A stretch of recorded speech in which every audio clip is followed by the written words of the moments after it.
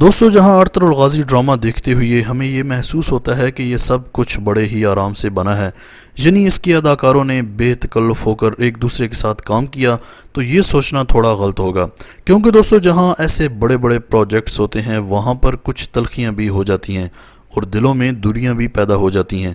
تو ایسے ہی آج کی اس ویڈیو میں بات کریں گے ارطغرل غازی کے مین کردار اینگن الطان اور اس ڈرامہ کے رائٹر محمد بزداق کے درمیان ہونے والی تلخیوں کے بارے میں۔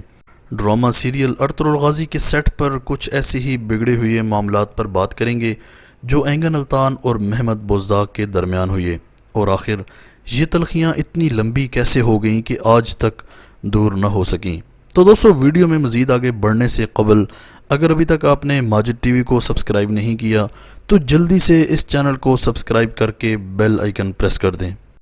دوستو یکے بعد دیگرے 5 سیزن جیسی لمبی سیریز میں کام کرنا کوئی آسان کام نہیں ہے، اور وہ بھی تب جب آپ ایک اہم تاریخ کے ساتھ جڑے ہوں۔ ایسے میں ڈرامہ کے رائٹر اور پروڈیوسر اس بات کا بھرپور خیال رکھتے ہیں کہ کہیں کچھ ایسا نہ ہو جائے کہ ڈرامے کا کوئی بھی کردار اس کو ادھورا چھوڑ کر چلا جائے۔ ارطغرل غازی سیریز میں بھی کچھ ایسا ہی ہوا۔ اتنی بڑی سیریز کو لکھنا ایک بہت ہی مشکل کام ہے، اور پھر اس سیریز کے لیے پراپر ایک گاؤں میں سیٹ تیار کرنا اور اس کے لیے اتنی بڑی کاسٹ کو لینا، یہ ایک بہت ہی بڑا چیلنج ہے کسی بھی ڈائریکٹر اور رائٹر کے لیے۔ دوستو جب ارطغرل غازی کی پوری ٹیم ریڈی ہو گئی اور اس کے مین کردار بھی فائنل ہو گئے تو اللہ کا نام لے کر اس سیریز کو شروع کر دیا گیا۔ یاد رہے کہ اس سیریز کو شروع کرنے کے کچھ ہی ہفتوں بعد ترکی کے بڑے بڑے لوگ، جس میں ترکی کے صدر، بزنس مین شامل ہیں، ان سب نے اس سیٹ کا دورہ کیا۔ دوستو شروع میں یعنی پہلے سیزن میں تو سارے اداکار بہت خوش تھے اور خوشی سے کام کرتے رہے، لیکن پہلے سیزن کے اختتام پر بہت سارے اداکار اس کو چھوڑ کر چلے گئے، جن کو بہت ہی مشکلوں سے محمد بزداق واپس لائے۔ ایسا نہیں ہے کہ محمد کے پاس اداکاروں کی کمی تھی، لیکن چونکہ پہلے سیزن میں وہ کام کر چکے تھے اس لیے مجبوراً ان کو ہی واپس لانا پڑا۔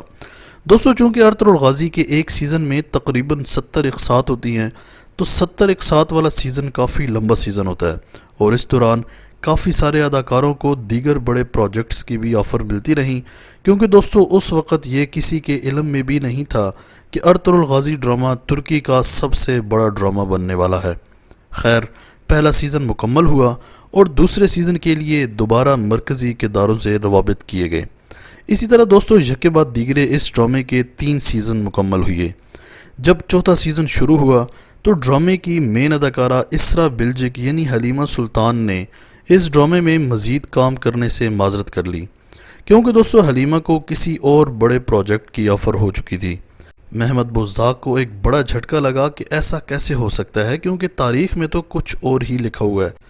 بہرحال محمد بزداق نے اہم لوگوں سے مشاورت کرنا شروع کر دی، جنہوں نے حلیمہ سلطان کو منایا، اور حلیمہ سلطان مزید کچھ اقساط میں کام کرنے کے لیے راضی ہو گئیں۔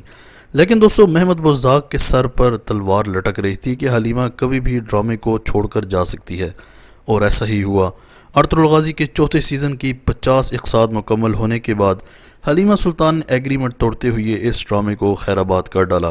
بزداق سمیت دیگر ٹیم حیران رہ گئی کہ حلیمہ کو کیسے نکال سکتے ہیں، تو مشورے کے ساتھ یہ طے پایا کہ حلیمہ کے کردار کو مارنا پڑے گا، تب ہی یہ ہمیشہ کے لیے نکال سکتے ہیں۔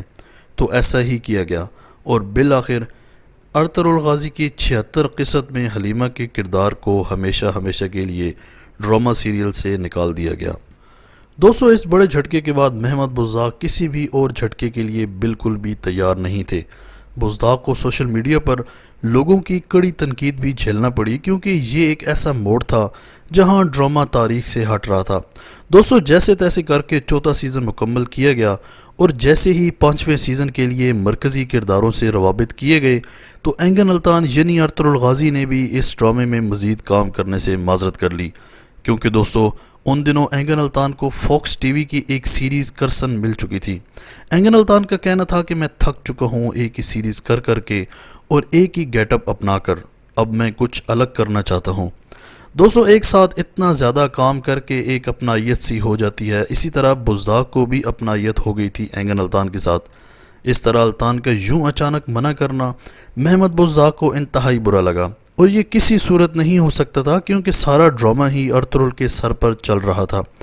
تو محمد بزداق نے ایک بار پھر بڑے لوگوں یعنی ڈرامہ انڈسٹری کے لوگوں سے روابط بڑھائے اور بڑی ہی مشکل سے اینگن الطان کو منایا اور اینگن ڈرامے کے 5ویں سیزن میں کام کرنے کے لیے تیار ہو گئے۔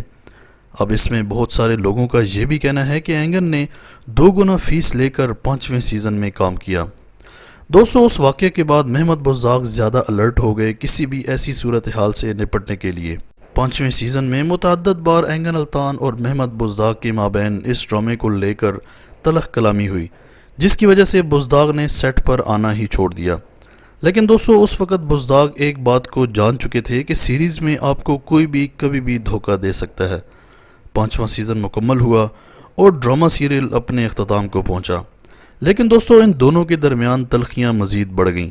ارطغرل الغازی ڈرامہ کے اختتام کے 3 ماہ بعد محمد بزداق کی جانب سے ارطغرل الغازی کاسٹ کو ایک پارٹی دی گئی، جس میں اینگن الطان کو مدعو نہیں کیا گیا۔ عثمان کلوز میں اینگن الطان کو کاسٹ نہ کرنے کی بھی بڑی وجہ ان دونوں کے درمیان بڑھتی ہوئی تلخیاں ہیں۔ ہمیں سکرین پر جتنا اچھا ڈرامہ لگتا ہے، اس کے پیچھے چھپے ایسے ہی بہت سارے مسائل جنم لیتے ہیں جن کی ہمیں کانوں کان خبر بھی نہیں ہوتی۔ آج تک کے لیے اتنا ہی۔ کیا اینگن الطان کو ارطغرل الغازی ڈرامہ کو ادھورا چھوڑنے کا فیصلہ درست تھا یا نہیں؟ کمنٹ سیکشن میں اپنی قیمتی رائے کا اظہار ضرور کیجیے گا۔ اسی طرح کی امیزنگ ویڈیوز کے لیے اس چینل کو سبسکرائب کر کے بیل آئیکن پریس کر دیں تاکہ ماجد ٹی وی کے آنے والی ہر ویڈیو کی نوٹیفیکیشن آپ کو آسانی سے ملتی رہے۔ اگلی ویڈیو تک کے لیے اجازت دیجیے۔ اللہ حافظ۔